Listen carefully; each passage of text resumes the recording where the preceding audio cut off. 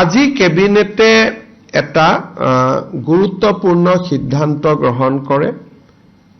এটা দিনত আটাইতকৈ হাইয়েষ্ট ডিবিটি চৰকাৰৰ ৰাজকোষৰ পৰা আমাৰ অৰুণোদয় হিতাধিকাৰী সকললৈ যাব।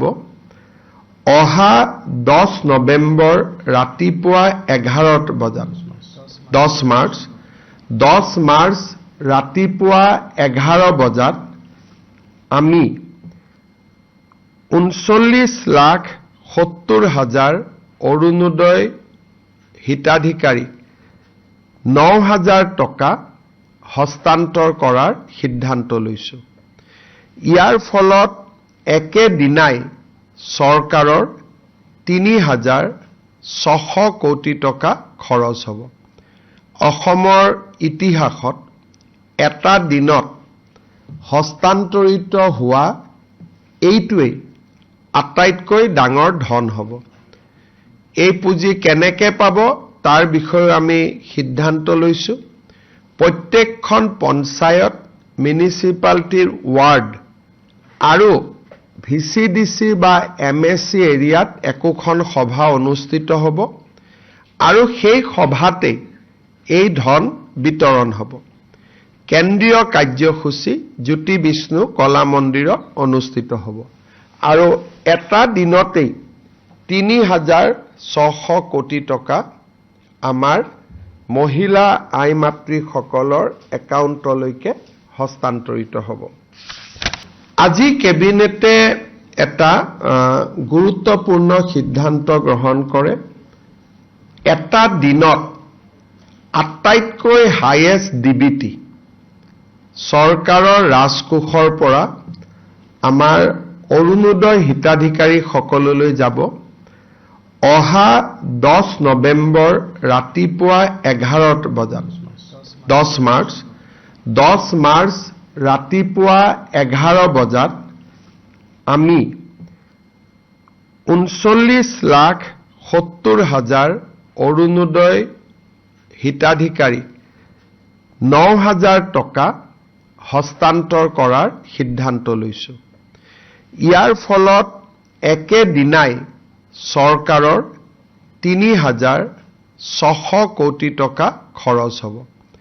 অসমৰ ইতিহাসত এটা দিনত হস্তান্তৰিত হোৱা এইটোৱেই আটাইতকৈ ডাঙৰ ধন হ'ব। এই পুঁজি কেনেকৈ পাব তাৰ বিষয়ে আমি সিদ্ধান্ত লৈছো।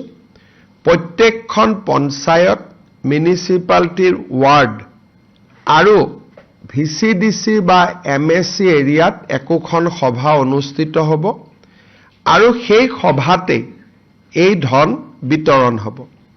কেন্দ্ৰীয় কাৰ্যসূচী জ্যোতি বিষ্ণু কলা মন্দিৰত অনুষ্ঠিত হ'ব আৰু এটা দিনতেই 3,600 কোটি টকা আমাৰ মহিলা আই মাতৃসকলৰ একাউণ্টলৈকে হস্তান্তৰিত হ'ব। আজি কেবিনেটে এটা গুৰুত্বপূৰ্ণ সিদ্ধান্ত গ্ৰহণ কৰে।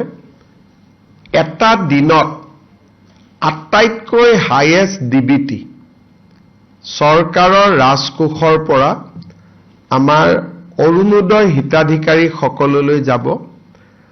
অহা 10 নৱেম্বৰ ৰাতিপুৱা 11 বজাত 10 মাৰ্চ ৰাতিপুৱা 11 বজাত আমি 39,70,000 অৰুণোদয় হিতাধিকাৰী 9,000 টকা হস্তান্তৰ কৰাৰ সিদ্ধান্ত লৈছো।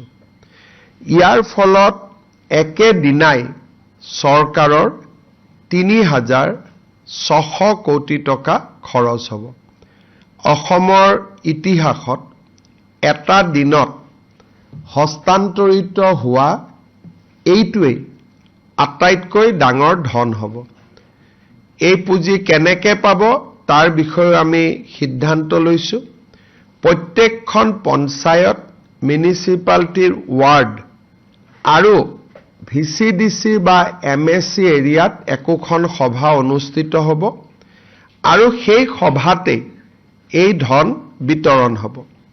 কেন্দ্ৰীয় কাৰ্যসূচী জ্যোতি বিষ্ণু কলা মন্দিৰত অনুষ্ঠিত হ'ব আৰু এটা দিনতেই ৩,৬০০ কোটি টকা আমাৰ মহিলা আই মাতৃসকলৰ একাউণ্টলৈকে হস্তান্তৰিত হ'ব।